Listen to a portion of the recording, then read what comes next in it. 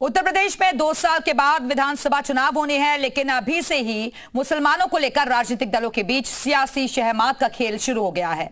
सूबे में 20% मुस्लिम मतदाता हैं और जिन्हें सपा का कोर वोट बैंक माना जाता है, और ऐसे में बीजेपी ने अभी से मुस्लिम बाहुल्य सीटों पर फोकस शुरू कर दिया है। 2027 के चुनाव के लिए यूपी में मुस्लिमों को साधने की सियासत शुरू हो गई है। राजनीतिक दल अपने अपने गुणागणित के हिसाब से मुस्लिम बाहुल्य इलाकों में सियासी बिसात बिछाने में लगे हैं। एक तरफ बीजेपी मुस्लिमों को साधने में लगी है, तो दूसरी ओर समाजवादी पार्टी मुस्लिम वोट बैंक पर अपनी पकड़ मजबूत बनाए रखने में जुटी है। यूपी में विधानसभा की 100 सीटें मुस्लिम बाहुल्य हैं। यहाँ बीजेपी ने अल्पसंख्यक मोर्चे की टीम तैनात कर दी है। संगठन महामंत्री धर्मपाल सिंह और बीजेपी प्रदेश अध्यक्ष भूपेंद्र चौधरी इन इलाकों में दौरे कर रहे हैं। बीजेपी अल्पसंख्यक मोर्चे के प्रदेश अध्यक्ष कुंवर बासित अली ने भी इन सीटों पर दौरे शुरू कर दिए हैं। इन दौरों के जरिए बीजेपी मुस्लिम वोटर्स के बीच अपनी छवि बदलने में लगी है।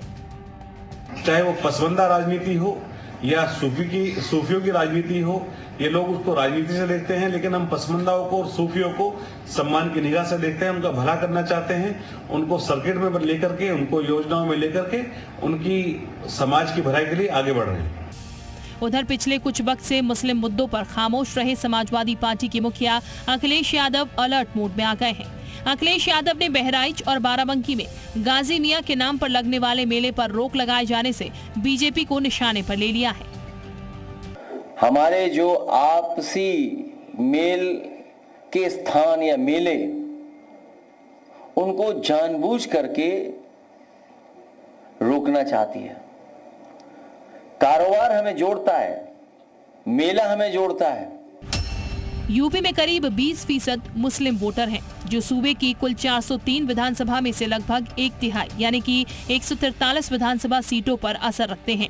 यूपी की 43 सीटों पर मुस्लिम वोटों का ऐसा असर है जहां जीत के बड़े फैक्टर हैं। यहां से 2017 के चुनाव में 24 मुस्लिम विधायक तो 2022 में 34 मुस्लिम उम्मीदवार जीते। अब देखना होगा कि 2027 के विधानसभा चुनाव में भाईजान किस पर भरोसा करते हैं और किस से किनारा करते हैं। विशाल रघुवंशी, लखनऊ, जी मीडिया।